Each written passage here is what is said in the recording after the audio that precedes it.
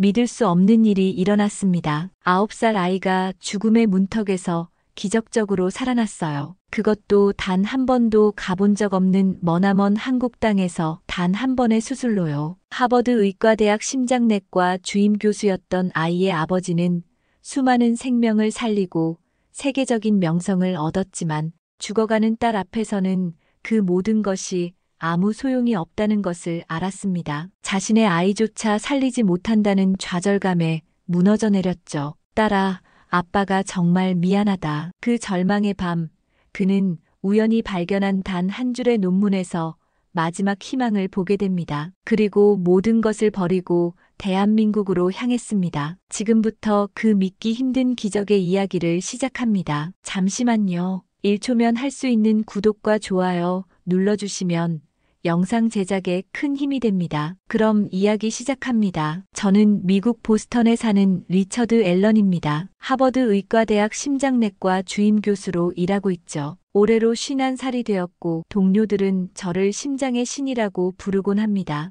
오늘도 하버드 메디컬 센터는 평소와 다름없이 바쁜 하루를 보내고 있었습니다. 제가 심장내과 주임 교수로 부임한 지도 벌써 10년이 흘렀죠. 이곳에서 수많은 생명을 구해왔고 세계 각국에서 온 의료진들에게 최신 심장 수술 기법을 전수해왔습니다. 제 인생은 순탄했고 성공적이었어요. 세상 모든 걸 다 가진 느낌이었죠. 그런 저는 35살에 캐롤과 만나 결혼했습니다. 결혼을 하면 당연히 아기가 생기는 줄 알았는데 그렇지 않았습니다. 우리 부부는 아이를 낳기 위해 많은 노력을 기울였어요.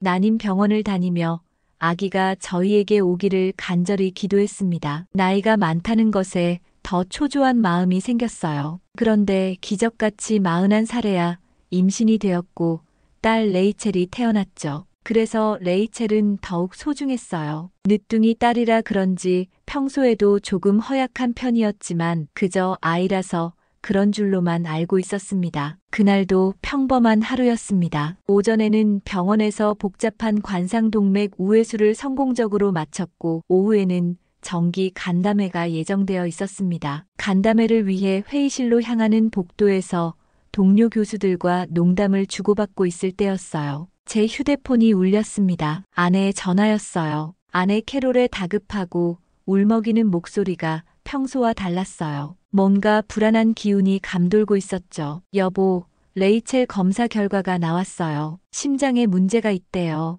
빨리 병원으로 와주세요. 레이첼은 올해 9살이 된 사랑스러운 아이죠. 평소에도 조금 허약한 편이긴 했지만 특별히 문제가 있다고 생각해 본 적은 없었어요. 단지 정기검진차 소아과에 데려갔을 뿐이었는데 뭔가 큰 문제가 생긴 것 같은 예감이 들었습니다. 저는 급히 회의를 미루고 곧바로 병원으로 향했습니다. 차를 몰면서도 마음이 불안했어요. 캐롤의 목소리에서 심상치 않은 기운을 느꼈거든요. 하지만 저는 심장 전문의입니다. 웬만한 심장 질환은 다 해결할 수 있다는 자신감이 있었죠. 소아심장과 진료실에 들어섰을 때 캐롤이 레이첼을 끌어안고 있었어요. 레이첼의 얼굴이 평소보다 창백해 보였습니다. 담당이인 존슨 박사가 저를 보더니 심각한 표정을 지었어요. 리처드, 앉아보게. 레이첼의 검사 결과에 대해 이야기해야 할 것 같아. 엑스레이 사진과 심전도,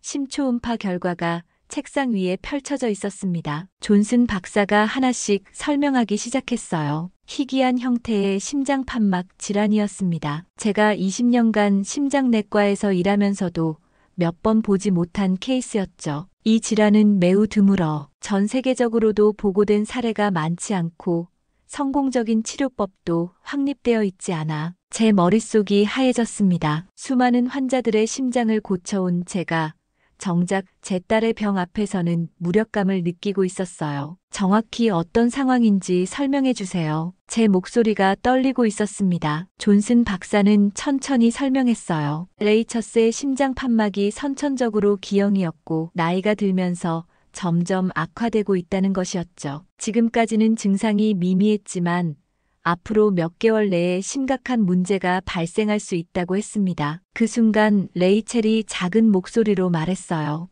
아빠, 나 아픈 거야? 제 가슴이 찢어질 것 같았습니다. 하지만 아버지로서 침착함을 유지해야 했어요. 괜찮아. 아빠가 다 고쳐줄게. 하지만 속으로는 절망감이 밀려왔습니다. 심장의 신이라고 불리던 제가 정작 제 딸 앞에서는 한없이 작아지고 있었어요. 그날 밤부터 제 삶이 완전히 뒤바뀌었습니다. 레이첼의 병에 대한 모든 자료를 찾아보기 시작했어요. 하버드 의학 도서관은 물론이고 전 세계 의학 데이터베이스를 뒤지며 밤을 새웠습니다. 하지만 찾을 수 있는 정보는 절망적이었어요. 미국 내 최고의 심장외과 전문의들과 상의해봐도 답은 같았습니다. 수술 성공률이 20%도 안 된다는 것이었죠. 그나마도 레이첼처럼 어린 환자의 경우는 더욱 위험하다고 했어요. 리처드, 현실을 받아들여야 해. 우리가 할 수 있는 건 최대한 편안하게 해주는 것뿐이야. 동료 교수인 윌슨이 저에게 말했습니다. 하지만 저는 포기할 수 없었어요. 제 딸을 그냥 보내줄 수는 없었거든요. 레이첼의 상태는 날이 갈수록 악화되었습니다. 조금만 뛰어놀아도 숨이 차고 얼굴이 파래졌어요. 밤에는 호흡곤란으로 깨어나는 일이 잦아졌습니다. 아내 캐롤은 매일 울었고 저 역시 마음이 찢어질 것 같았어요. 아빠, 왜 울어? 어느 날 저녁 레이첼이 제 눈물을 닦아주며 물었습니다. 10살짜리 아이가 오히려 저를 위로하고 있었어요. 그 순간 제 마음속에서 무슨 수를 써서라도 이 아이를 꼭 살려야 하겠다고 다짐했습니다. 저는 레이첼의 병을 고칠 수 있는 방법을 찾게 해달라고 모든 신께 간절히 기도했습니다. 한 달이 지나면서 레이첼의 증상은 더욱 심해졌어요. 부정맥이 자주 발생했고 심장 박동수도 불안정해졌습니다. 응급실에 실려가는 일도 2번이나 있었죠. 리처드, 이제 정말 시간이 얼마 남지 않았어. 존슨 박사가 조심스럽게 말했습니다. 얼마 남지 않았다는 말에 저는 땅으로 꺼져버릴 것만 같았어요. 평생 다른 사람들의 생명을 구해왔던 제가 정작 가장 소중한 딸은 구할 수 없다는 현실이 너무 잔혹했습니다. 매일 눈물로 지내던 어느 날, 젊은 레지던트가 조심스럽게 다가왔어요. 교수님, 혹시 한국의학계 논문은 검토해 보셨나요? 한국이라는 단어를 듣는 순간 제 얼굴이 일그러졌습니다. 젊은 시절 한국에서의 불쾌한 기억들이 되살아났어요. 비과학적이고 감정에만 의존하는 그들의 의료 방식이 떠올랐죠. 한국 의학을 믿으라고 그들이 뭘 할 수 있겠어? 제 목소리에는 분명한 거부감이 담겨 있었습니다. 하지만 레지던트는 포기하지 않았어요. 하지만 교수님, 서울대병원에서 최근에 비슷한 케이스에서 성공했다는 보고가 있어요. 그 말에 제 마음이 흔들렸습니다. 아무리 한국 의학을 불신한다고 해도 제 딸의 생명이 걸린 문제였거든요. 그날 밤 연구실에서 관련 논문을 찾기 시작했어요. 서울대병원 심장외과에서 발표한 논문을 발견했을 때 제 손이 떨렸습니다. 레이첼과 똑같은 증상의 환자를 성공적으로 치료했다는 내용이었어요. 2024년에 발표된 최신 연구였죠. 하지만 마음 한편으로는 의구심이 들었습니다. 정말 그들이 우리가 하지 못한 일을 해낸 것일까? 아니면 단순히 운이 좋았던 것일까? 논문을 읽으면서 제 마음은 복잡했습니다. 한국 의학에 대한 편견과 딸을 살리고 싶은 간절함 사이에서 갈등하고 있었어요. 하지만 레이첼의 상태가 더욱 악화되면서 선택의 여지가 없어졌습니다. 여보, 레이첼이 또 쓰러졌어요. 새벽 3시 캐롤의 다급한 목소리에 잠에서 깼습니다. 레이첼이 침실에서 의식을 잃고 쓰러져 있었어요. 즉시 응급실로 달려갔죠. 심전도 모니터에서 나오는 불규칙한 심장 박동 소리가 제 가슴을 짓눌렀습니다. 이번엔 정말 위험했어. 심실세동이 5분간 지속됐거든. 응급실 의사가 심각한 표정으로 말했어요. 제 다리에 힘이 빠졌습니다. 심실세동이 그렇게 오래 지속됐다는 것은 언제든 심정지가 올 수 있다는 뜻이었거든요. 병실에서 산소 마스크를 쓰고 있는 레이첼을 보니 눈물이 났어요. 10살짜리 아이가 이런 고통을 겪어야 한다니. 제 자존심 따위는 중요하지 않았습니다. 다음 날 하버드 병원 이사회가 긴급 소집되었어요. 제가 한국 치료법에 대해 문의했기 때문이었죠. 리처드, 정말 한국으로 가려는 건가? 브라운 이사장이 믿을 수 없다는 표정으로 물었습니다. 우리 병원의 명성을 생각해봐. 하버드가 한국 의학에 의존한다는 소문이 나면 어떻게 되겠어? 다른 의사들도 동조했어요. 데이터가 부족하고 안전성이 입증되지 않았다며 반대했습니다. 특히 한국의 의료 시스템에 대한 불신이 컸어요. 그들의 방법은 우리 기준으로 보면 실험적이야. 위험 부담이 너무 커. 하지만 저는 이미 결심했습니다. 제 딸의 생명 앞에서 체면이나 명예 따위는 의미가 없었어요. 이미 임상 경험이 있다면 성공 가능성도 클 것이라는 생각에 주변 사람들의 이야기는 귀에 들어오지 않았습니다. 저는 개인적으로 다른 선택을 하겠습니다. 그 말과 함께 학교와 병원에 사표를 제출했습니다. 심장내과 주임 교수직은 물론이고 모든 학회 직책도 사임했어요. 하지만 더 큰 문제가 있었습니다. 한국에서의 치료비와 체류 비용이었어요. 미국 보험으로는 해외 치료가 거의 커버되지 않았고 개인적으로 모든 비용을 감당해야 했습니다. 수술비만 해도 $20만 이상이 필요했죠. 여보, 우리 집을 팔아야 할 것 같아. 캐롤에게 말하기가 쉽지 않았습니다. 보스턴 교회의 우리 집은 20년간 정들어 살았던 곳이었거든요. 하지만 선택의 여지가 없었어요. 레이첼을 위해서라면 어쩔 수 없죠. 캐롤도 눈물을 흘리며 동의했습니다. 그 주 안에 부동산 중개업체에 집을 내놓았어요. 다행히 위치가 좋아서 빠르게 매수자를 찾을 수 있었습니다. 생명보험도 중도 해지했습니다. 제가 그동안 모아둔 투자 자금과 연금까지 모두 현금화했어요. 평생 모은 재산을 하루아침에 정리하는 일이었죠. 아빠, 왜 이사를 해요? 레이첼이 짐을 싸는 저희를 보며 물었습니다. 어떻게 설명해야 할지 막막했어요. 레이첼을 치료해줄 수 있는 곳으로 가는 거야. 그럼 우리 집은 어떻게 돼요? 아이의 질문에 가슴이 찢어질 것 같았습니다. 하지만 집보다 소중한 건 레이첼의 생명이었어요. 은행에서 모든 계좌를 정리하는 날, 통장 잔고를 확인하니 $35만 정도가 모였습니다. 평생 모은 재산의 전부였죠. 하지만 이것도 충분하지 않을 수 있었어요. 정말 한국으로 가려는 거예요? 당신이 그렇게 싫어하던. 캐롤이 마지막으로 확인했습니다. 맞습니다. 저는 한국을 싫어했어요. 하지만 이제는 선택의 여지가 없었습니다. 레이첼을 살릴 수 있다면 어디든 가야지. 동료들은 제 선택을 이해하지 못했어요. 평생 쌓아온 경력과 재산을 모두 포기한다는 것을 믿을 수 없어 했죠. 리처드, 정말 미쳤구나. 모든 걸 잃게 될 텐데. 윌슨이 저를 붙잡으며 말했어요. 하지만 제 마음은 이미 정해져 있었습니다. 나는 오늘부터 교수가 아니라 아버지야. 비행기표를 예약하면서도 불안했습니다. 정말 모든 걸 걸 만한 가치가 있을까? 하지만 레이첼의 웃는 얼굴을 떠올리니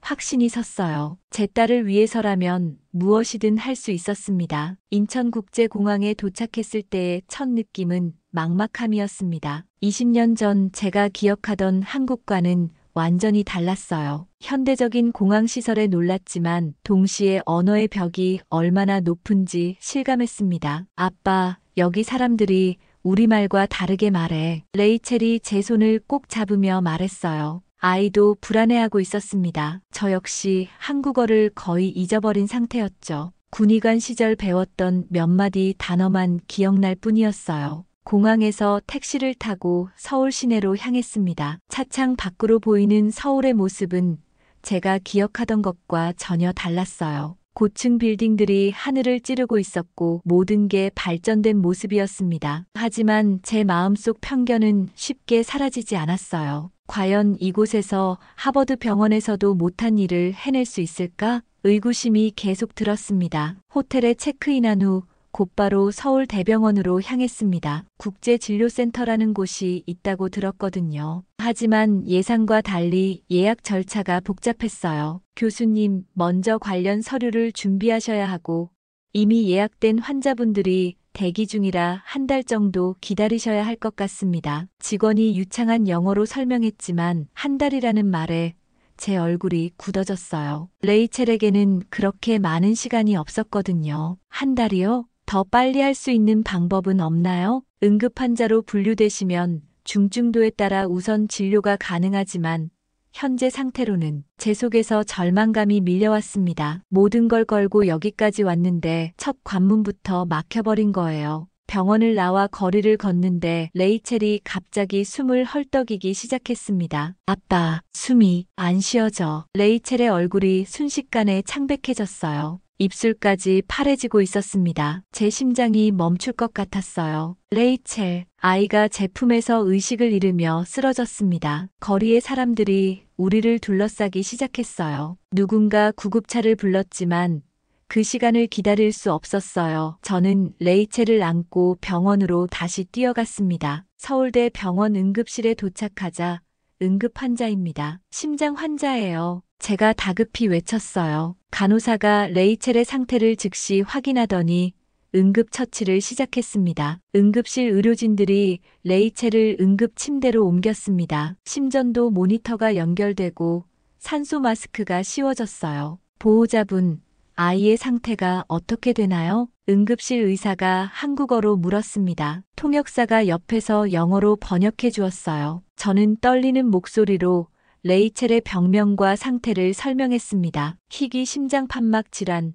미국에서도 치료가 불가능했다는 것, 즉시 입원시켜야겠습니다. 이건 응급 케이스예요. 의사가 단호하게 말했습니다. 레이첼의 심박수가 불규칙해지고 있었어요. 부정맥이 시작된 거였습니다. 응급실에서 몇 시간을 보낸 후 레이첼은 일단 안정을 찾았습니다. 하지만 의사는 심각한 표정이었어요. 환자의 상태가 위급합니다. 한 달을 기다릴 수 없어요. 지금 당장 치료가 필요합니다. 그 순간 원무과 직원이 응급실로 찾아왔어요. 응급 환자 입원 절차를 위해서였습니다. 선생님, 미국에서 온 응급 환자입니다. 심장 수술이 필요한 케이스예요. 그분이 의료진과 한국어로 빠르게 대화를 나누었습니다. 응급 환자는 즉시 입원이 가능하다는 것, 정유진 교수에게 직접 연락을 취해보겠다는 것, 정 교수님께서 내일 오전에 환자를 보실 예정입니다. 응급 입원 절차를 진행하겠습니다. 제 눈에서 눈물이 흘렀습니다. 레이첼이 쓰러진 것은 끔찍했지만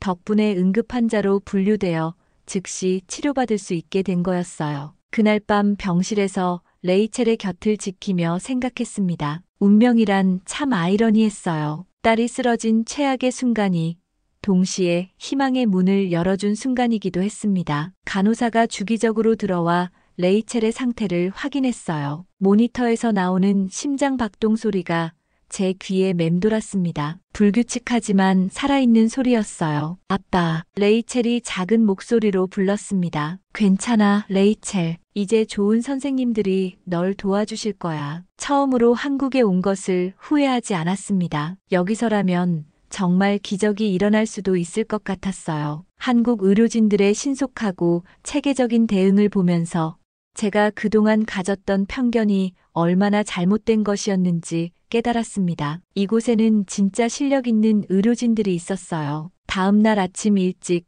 정유진 교수를 만나게 되었습니다. 50대 중반으로 보이는 여성이었는데 첫인상부터 남달랐어요. 카리스마 있으면서도 따뜻한 눈빛을 가지고 있었습니다. 안녕하세요, 리처드 교수님. 저는 정유진입니다. 완벽한 영어 발음에 놀랐어요. 하버드에서 연수를 받았다고 하더군요. 정 교수가 레이첼의 의료 기록을 꼼꼼히 살펴보는 모습에서 전문성이 느껴졌습니다. 이 케이스는 정말 어려운 경우네요. 하지만 불가능하지는 않아요. 제 가슴이 뛰기 시작했어요. 미국에서는 불가능하다고 했던 말을 여기서는 희망적으로 들리게 하고 있었습니다. 하지만 정 교수의 다음 말이 저를 절망으로 밀어넣었어요. 다만 수술 위험도가 매우 높습니다. 성공률이 30% 정도밖에 안 돼요. 제 머릿속이 하얘졌습니다. 30%라니 그것도 낙관적인 수치라고 했어요. 하지만 수술하지 않으면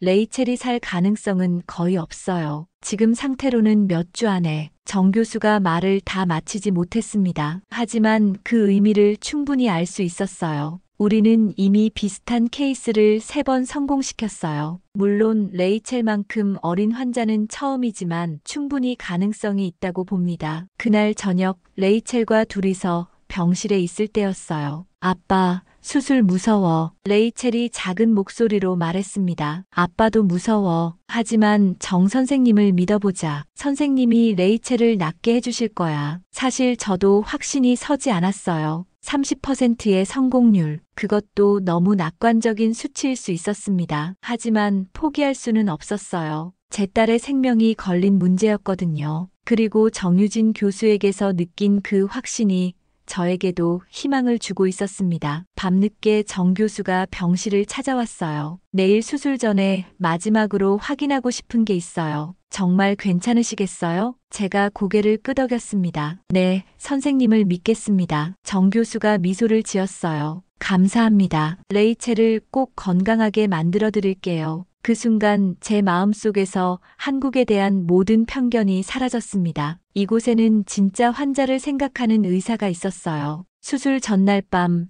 저는 잠을 이룰 수 없었습니다. 30% 확률이라는 말이 계속 머릿속을 맴돌았어요. 미국에서는 20%라고 했는데 그나마 10%는 높은 확률이니 희미하지만 희망을 걸어보기로 했습니다. 레이첼은 수술 전 금식 때문에 힘들어했어요. 평소에도 식욕이 없었는데 아무것도 먹지 못하니 더욱 기력이 떨어져 보였습니다. 아빠, 배고파. 레이첼이 작은 목소리로 말했어요. 억장이 무너지는 기분이었습니다. 아이에게 해줄 수 있는 게 아무것도 없었거든요. 수술 끝나면 맛있는 거 많이 사줄게. 빈 약속이었지만 그것만이 제가 할 수 있는 전부였어요. 새벽 5시 병실에 정유진 교수가 찾아왔습니다. 수술복을 입은 모습이 진지해 보였어요. 리처드 교수님, 수술 전에 말씀드릴 게 있어요. 교수님이 저를 복도로 불러냈습니다. 무슨 말을 할지 불안했어요. 솔직히 말씀드리면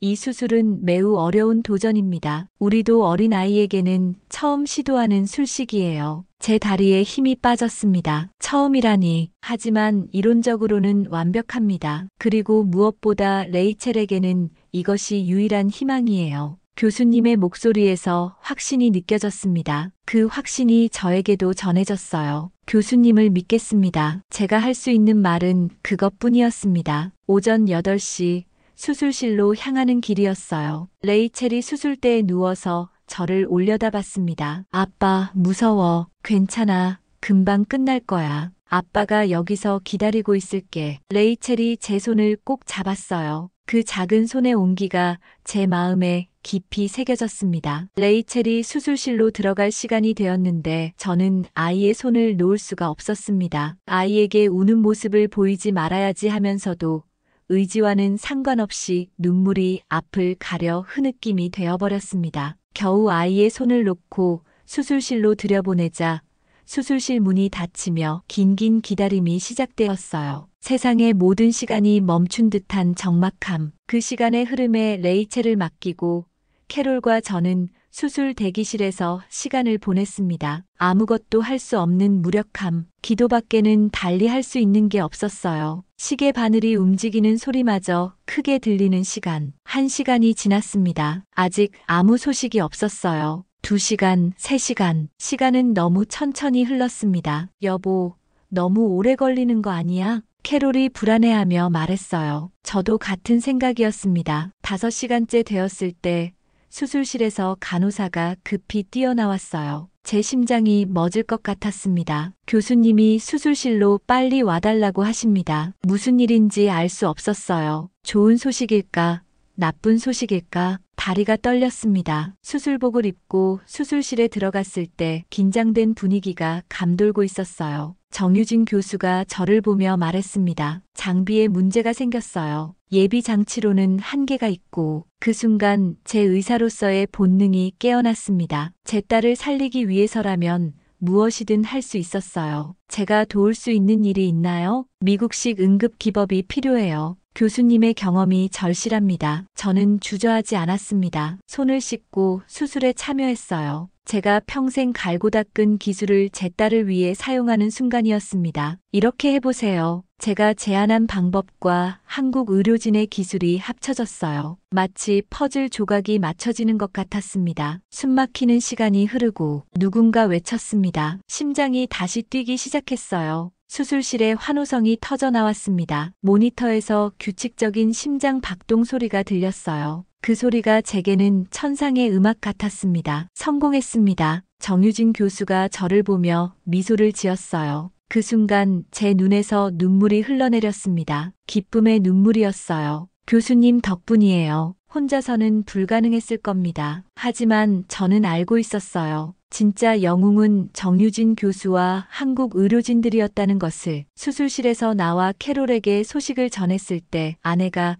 제 품에 안겨서 울었어요. 정말 다행이야. 정말 다행이야. 저도 울었습니다. 오랜만에 흘리는 기쁨의 눈물이었어요. 제 딸이 살아 돌아온 것, 그것만으로도 충분했습니다. 그날 밤 중환자실에서 레이첼을 지켜보며 생각했어요. 제가 얼마나 잘못된 편견을 가지고 있었는지. 한국 의료진들의 실력과 마음은 세계 어디에 내놔도 부끄럽지 않을 정도였습니다. 레이첼이 깨어난 것은 수술 다음 날 오후였습니다. 중환자실에서 작은 눈을 뜨며 저를 찾는 모습을 보니 제 가슴이 벅차올랐어요. 아빠, 목소리는 작았지만 또렷했습니다. 산소 마스크 너머로 보이는 레이첼의 얼굴에 생기가 돌고 있었어요. 레이첼아, 아빠 여기 있어. 제 손을 잡은 레이첼의 손에서 따뜻함이 느껴졌습니다. 며칠 전까지만 해도 차갑기만 했던 그 작은 손이 이제는 생명력으로 가득했어요. 정유진 교수가 회진을 왔을 때 믿을 수 없다는 표정을 지었습니다. 회복 속도가 정말 놀라워요. 예상보다 훨씬 빨라요. 심전도 수치도 정상이었고 심장 박동도 안정적이었어요. 마치 기적을 보는 것 같았습니다. 이건 단순히 기술만의 결과가 아니에요. 정유진 교수가 의미심장하게 말했어요. 가족의 사랑과 의료진의 마음이 합쳐진 결과죠. 그 말을 들으니 제가 그동안 얼마나 좁은 시각을 가지고 있었는지 깨달았습니다. 의학은 단순히 기술이 아니라 사람과 사람 사이의 신뢰와 사랑이었어요. 이틀 후 레이첼이 일반 병실로 옮겨졌습니다. 그때 병실 벽에 붙어있는 작은 종이를 발견했어요. 서툰 한글로 쓰여진 편지였습니다. 감사합니다, 선생님들. 간병사 아주머니가 써준 것 같았어요. 레이첼이 그 글자를 따라 쓰려고 노력하는 모습이 기특했습니다. 아빠, 이 글자가 뭐야? 고마워요라는 뜻이야. 그 순간 제 마음도 감사함으로 가득 찼습니다. 언어는 달랐지만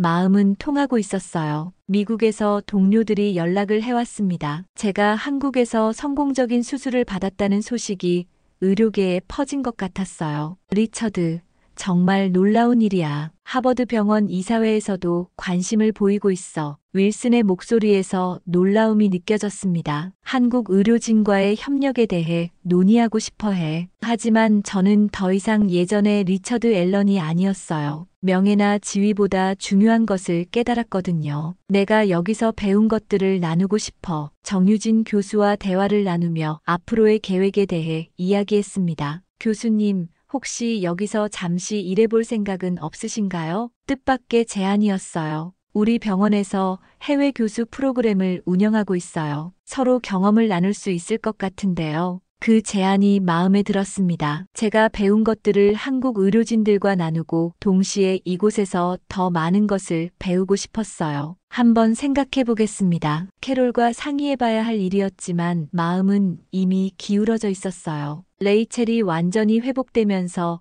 병원 생활도 즐거워졌습니다. 간호사들이 한국어를 가르쳐주고 레이첼도 간단한 인사말을 배웠어요. 안녕하세요. 레이첼이 병원 직원들에게 인사하는 모습을 보니 뿌듯했습니다. 이 아이에게 한국은 생명을 준 나라가 될 거예요. 퇴원 날이 다가왔습니다. 정유진 교수가 마지막 검진을 하며 말했어요. 완벽해요. 이제 정말 건강한 아이가 되었어요. 그 말을 들으니 실감이 났습니다. 제 딸이 정말 완전히 나았다는 것을. 교수님, 정말 감사합니다. 제가 깊이 고개를 숙였을 때 정유진 교수가 말했어요. 리처드 교수님도 고생 많으셨어요. 이제 진짜 의사가 되신 것 같아요. 그 말의 의미를 알 것 같았습니다. 기술적으로 뛰어난 의사가 아니라 진정한 의사가 되었다는 뜻이었어요. 병원을 나서면서 뒤돌아봤습니다. 이곳에서 제 딸이 새 생명을 얻었고 저 역시 새로운 사람이 되었어요. 편견을 버리고 진정한 의학이 무엇인지 깨달았습니다. 아빠,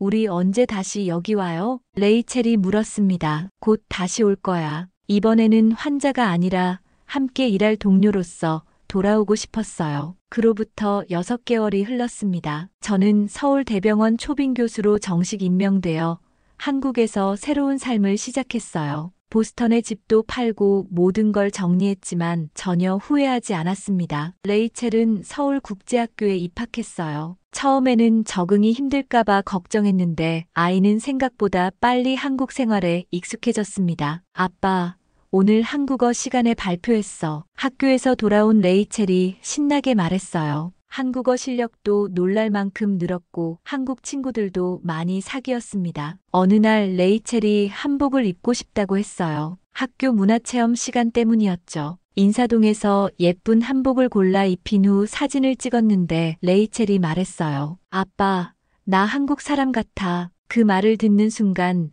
제 가슴이 뭉클했습니다. 이 아이에게 한국은 단순히 치료를 받은 나라가 아니라 진짜 고향이 되어가고 있었어요. 병원에서의 일도 보람찼습니다. 정유진 교수와 함께 새로운 수술법을 연구하고 젊은 의사들을 가르치는 일이 즐거웠어요. 미국에서는 느끼지 못했던 보람을 여기서 찾았습니다. 리처드 교수님, 오늘 수술 정말 훌륭했어요. 젊은 레지던트가 말했어요. 제가 전수한 기법으로 어려운 수술을 성공시킨 후였죠. 기술보다 중요한 건 환자를 향한 마음이야. 예전에 저라면 기술적인 설명만 했을 거예요. 하지만 이제는 달랐습니다. 진정한 의학이 무엇인지 알게 되었거든요. 미국에서도 연락이 계속 왔습니다. 하버드 병원에서 정식으로 서울대병원과의 교류 프로그램을 제안해 왔어요. 리처드, 내가 이룬 성과가 대단해. 이제 양국 의료계의 다리 역할을 해줬으면 해. 브라운 이사장의 목소리에서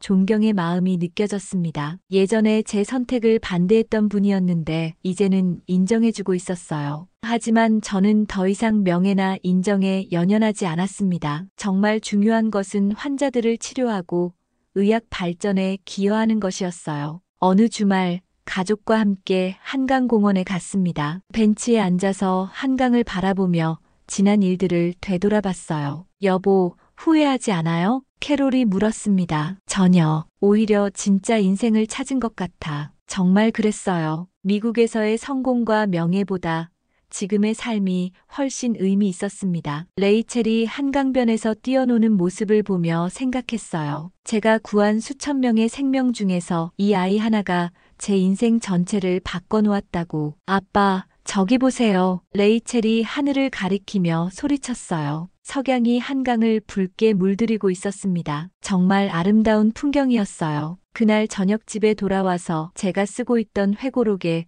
마지막 문장을 적었습니다. 나는 심장으로 사람을 고쳐왔다. 하지만 정작 내 마음을 고쳐준 것은 한국의 따뜻한 의료진들과 이 나라의 정서였다. 다음 날 서울시에서 연락이 왔어요. 한국 의료 발전에 기여한 공로로 명예시민증을 수여한다는 내용이었습니다. 시상식 날 정유진 교수가 축사를 해주었어요. 우리는 리처드 교수님을 처음에는 환자의 아버지로 만났습니다. 하지만 이제는 소중한 동료이자 가족으로 함께하고 있어요. 그 말을 들으며 눈물이 났습니다. 정말 가족이 된 기분이었어요. 감사합니다. 저에게 한국은 제2의 고향입니다. 제가 답사를 할 때 객석에서 레이첼이 박수를 치며 웃고 있었어요. 그 웃음이 제게는 세상에서 가장 아름다운 음악 같았습니다. 그날 밤 레이첼과 함께 서울 야경을 보며 말했어요. 레이첼아, 아빠가 너 때문에 진짜 행복해졌어. 나도 아빠. 그리고 여기 사는 게 정말 좋아. 심장으로 사람을 고쳐온 남자였지만 딸 하나 앞에서 무너졌던 아버지. 하지만 한국에서 다시 의사가 되었고 무엇보다 진정한 인간이 되었습니다. 그 이름 리처드 앨런. 그리고 그가 새로운 삶에 서명한 곳 바로 서울이었습니다. 오늘 영상은 여기까지입니다. 이 영상이 좋으셨다면 구독과 좋아요, 그리고 알람 설정 부탁드려요. 감사합니다.